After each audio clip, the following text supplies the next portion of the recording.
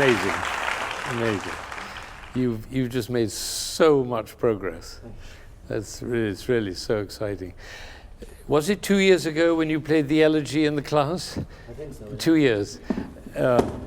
He played in the class. We were all closed in during the COVID days, but we went on through the internet, and he played an elegy, and it was a kind of turning point for you about your seriousness and devotion, and it's almost unbelievable what you've done in that time. It's very, very moving. I mean, that's the great thing about this age, is extraordinary things can happen at this age.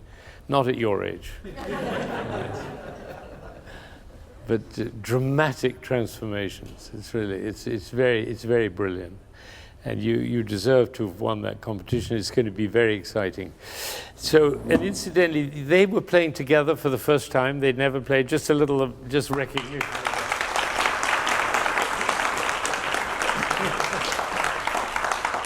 We say it over and over and over again how great Dina is, but we have to remember it. But it's a great privilege you have now to play with an orchestra. Right? You have to do more than just play well.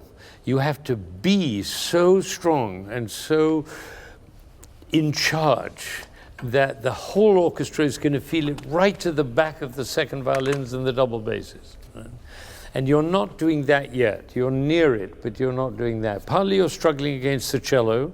It's not a good enough cello for you, which is a great, fortunately, your father is in the room, so he can pay attention. But you deserve a better cello, which is great discovery, because I think music is going to be, I don't know if you're going to be a professional musician, I don't interfere, but music is going to be very important to you, right? So here's what I'm going to tell you, rather than sort of instruct you, because that you don't need. Who's your teacher, incidentally? Eugene Kim. Eugene Kim, who was my student. Wow. Well, would you give him my compliments and tell him he's done a really, really fine job? Yeah. He was my cello student many, many years ago. He's a great musician. So the best thing I can do is tell you a story. I was 21 in England, and I went into the Royal Festival Hall. The year was 1960, and I heard this piece for the first time. It was the first performance, and Rostropovich was playing it, and it was the first time anybody had heard Rostropovich. And he played that movement, and it was terrifying, absolutely terrifying. Nobody had ever heard anything like it, and the audience was so stunned, all of us were so stunned, that at the end of the concerto there was an ovation that the only comparison I've ever seen is the crowd at a final in the World Cup football. Right? They went crazy, as if it was nothing to do with music. And in a sense, it isn't to do with music. It's to do with persecution and with suppression and anger and terror and no way out. There's no way out. Do you notice the cello never stops playing? Because you know what would happen if the cello stopped playing? He'd be killed. And your protagonist or your enemy is the horn. And the horn is like a predatory animal chasing a creature, right? Trying to kill it. And that's life in Soviet Russia. And I don't need to look at Dina for her to nod her head, because I know what her life is like. And you know, we're not far off that right now. So that I think this generation is experiencing what Shostakovich experienced every day. No way out, no way out. And he lived in that terror, and his face, you know, he never smiled. Mysteriously, he smiled in his coffin. They say that his face had a smile in his coffin. But otherwise, he came here to Boston during the festival, the Russian festival, smoking, incessantly smoking. And he was so nervous and so ill at ease. And he was one of the greatest. And you know who was at that concert? Benjamin Britten. My teacher, Benjamin Britten, was at that concert. And Benjamin Britten went crazy about, he'd never heard this music. Nobody had heard it. It was the first performance. Can you imagine? That I carried that memory. That's what it was like. And Benjamin Britten went round afterwards. I didn't go because I didn't know Rostropovich at that, but I got to know him later. But Britten went round, and they made a lifelong friendship until Britten died. And Rostropovich, he wrote the pieces for, you know, it's just, this was a very intense time musically. The Russians were dominating musically. The greatest cellist who had ever lived suddenly had appeared. And you know, he didn't play like the Latin cellos, you know, with warmth and with freedom and with, you know, like Casals and Casado and Fournier and Tortelier and all those great Latin, they were all Latin. He was Russian. And he sat there like a bank clerk, you know, with this grim face. And out of his cello came the most terrifying sound I'd ever heard in my life.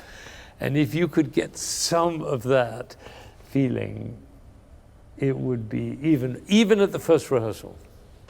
So you walk in, and you're not a young person who's won a competition. You're somebody with a message to give to the people in the orchestra that they actually didn't know until you come along. Do you think we can do that? When that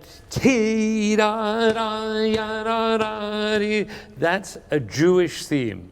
One of the things Shostakovich discovered, he wasn't Jewish, but he loved Jewish people, and he loved Jewish culture and music. And his music is full of Jewish music. He even wrote pieces, Jewish folk pieces, which I've performed. They're fantastic. And so you have to take on a Jewish cry there. Klug, and what Mahler called Klug, and the despairing cry. So when you begin, it's like asking a question. Bum, bum, bum, bum, and the answer comes here. Ba, ba, bum, ba, ba, bum. Should we just try the opening and see if we can get that feeling? And don't hang around a lot. You know, Rostropovich was always in a hurry. I remember him playing the Bach C major suite, and the chair was out in Symphony Hall, and he came in. He came in like this with his cello. He was holding his cello like that, and he went, I swear the first note was played before his bottom hit the chair. I mean, just like that. And all this sitting around and waiting and touching your glasses and tune. Don't do that. Just start, right? And then people will say, wow, he has some business to get to. Right? Here we go. And every note. Da, da, da, da. Da, da, da,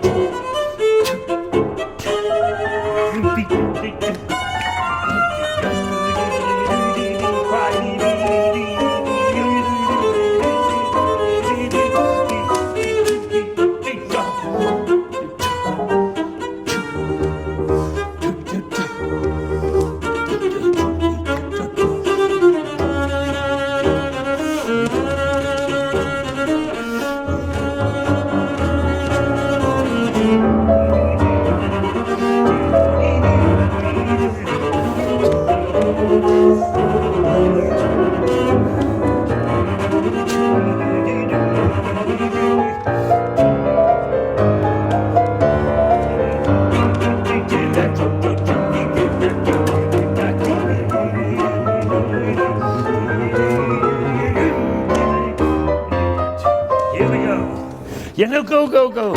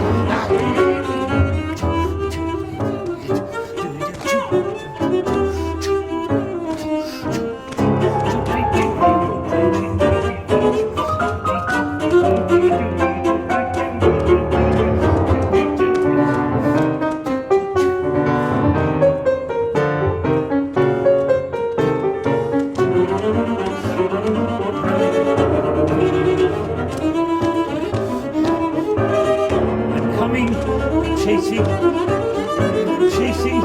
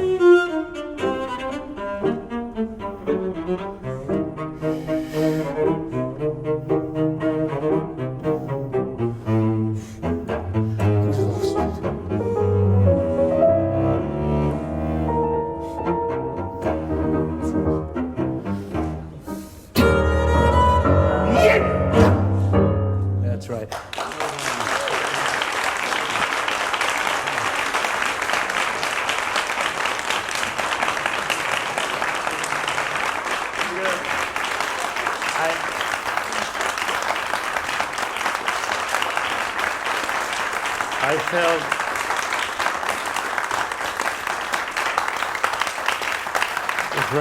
right. You know, while that was happening, I felt something bursting out of you, Dina, which had been waiting to burst out. A profound anger at what's happened to your country. And it can only be expressed in music, really, with that kind of violence and relentless intensity. Can you play without glasses? Great, do. Because I'll give them back. This is the Boston Philharmonic Youth Orchestra. Well, you know, it's full of 115 kids that play this way. I mean, no wonder people are stunned by that orchestra, because this is, when you play like that, you're not holding anything back. You know, you're really giving everything. And sometimes the aggression of those chords is almost comical, and it's supposed to be. You know, there was something about this mad character with the bald head. It looked like a bank clerk going, you know, just what? It's, you know, it wasn't polite company. Yeah, and it releases something in us as human beings that is not normally available. And Dina, you are just amazing how you made music, how you made that come alive in the orchestra with the horn pounding. It was really absolutely phenomenal. And it's because you understand, you feel it. You know what culture is culture is knowing. That's what culture is knowing what it's like. who these people were, what they were up against. You know what caused this piece to be written was his friend Pasternak, who's a great writer, had been blamed and punished by the government for writing Dr. Zhivago, of all things. So he was persecuted, like Navalny is now. Same thing. You know about Navalny? I don't know if Geraldine, are you in the room? Is Geraldine here? Geraldine was going to come. She's a dear friend, and she made a film about Navalny, which was just nominated for an Oscar. And she was going to come to this morning. But this is a world of such cruelty, such unrelenting cruelty and carelessness that people like Shostakovich were destroyed, basically. But still, they were great artists, and through their music, they could get that message out into the world, and it's still powerful today. It's not limited by the facts. I mean, in 1960, I was 21, and we were vaguely aware Khrushchev was in power, and you remember the missile crisis in Cuba that came later with Kennedy. He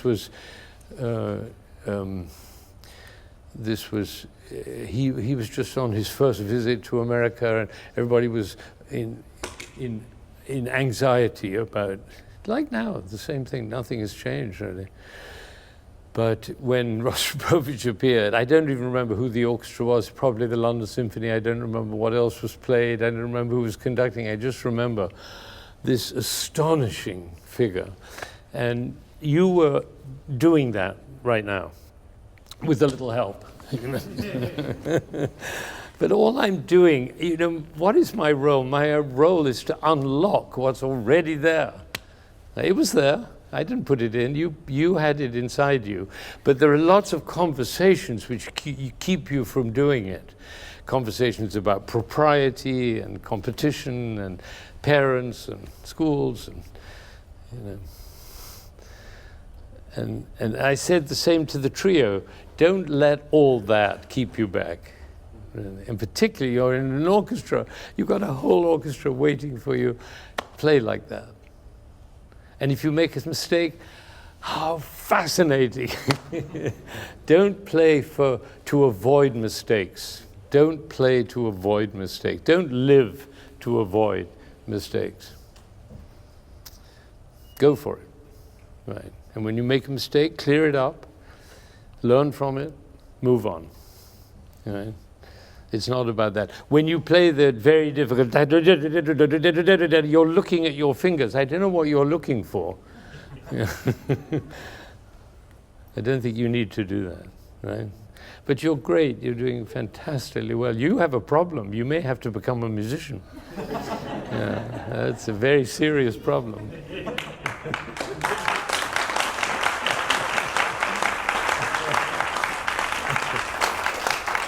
And your father's probably saying, no, please, no, please, science is safer.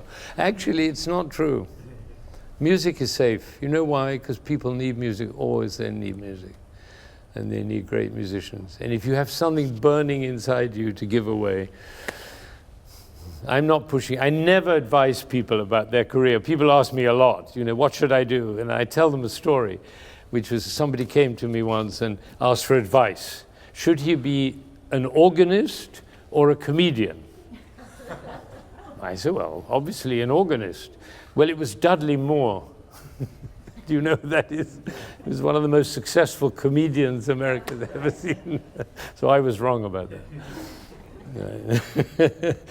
I don't give advice, but I can give you a kind of blessing, if you like. I mean, not a religious blessing, but a blessing of courage, which is you're remarkable, and the progress you've made in the last 2 years is just spectacular. Yeah, wonderful. So congratulations. When we played we did the Shostakovich Fifth Symphony in Greece last summer, and you almost missed it, you scoundrel, because he wanted to row instead, or rather, tell the people how to row in the back of the boat. But I discouraged that decision. Anyway, but do you remember the feeling of that orchestra playing the final section of the Shostakovich Fifth? It's the same thing, isn't it?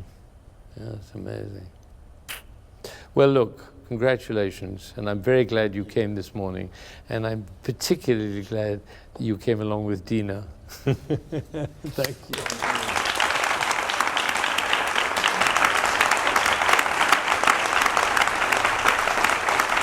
Good.